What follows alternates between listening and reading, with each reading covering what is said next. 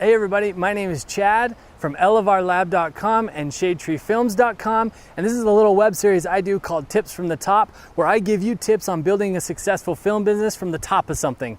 And today I'm on top of this cool little hoverboard thing, hoping that I don't crash and burn. So you might get a show, I have no idea. Anyway, today I am talking about when to rent equipment instead of purchase. So here we go.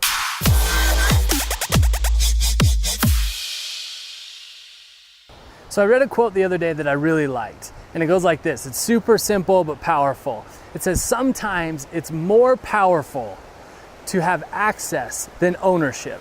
That's exactly what we're talking about today, is renting equipment. So I'm going to give you 3 instances where I believe renting is more powerful than owning equipment.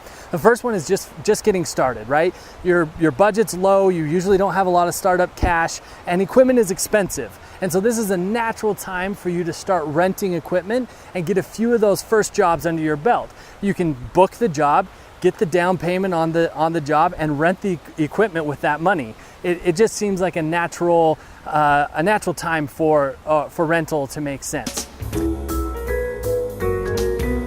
The second one is when you're looking at making a big purchase. So maybe you're thinking about buying a new camera body or investing in some really nice glass, and it's a big investment. My suggestion is to rent that piece of equipment 3, 4, 5 times. Get used to it. Put it in a lot of different scenarios. Make sure you like it and that it works well with your workflow. One thing that works with another filmmaker's workflow won't necessarily work for yours. So that's where reviews and tutorials and that kind of stuff doesn't really cut it. You need to get your hands on the equipment, right?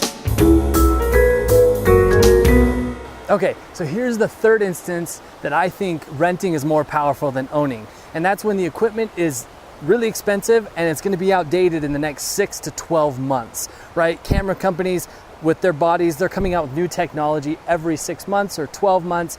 And so sometimes it's best to rent your camera bodies and not invest in them. I think you can actually save money rather than purchasing it and then reselling it. You know, glass is something that's pretty safe. If you're going to invest in some good lenses, those are always going to fit the bodies. They hardly ever lose their value, and they're just good to own. So those are my 3 instances that I think renting is more powerful than owning. Let us know what you think. Go ahead and comment here on YouTube. You can also check us out on Facebook, Elevar Lab group, and please join us for the next tip. Talk to you soon on the top of something else.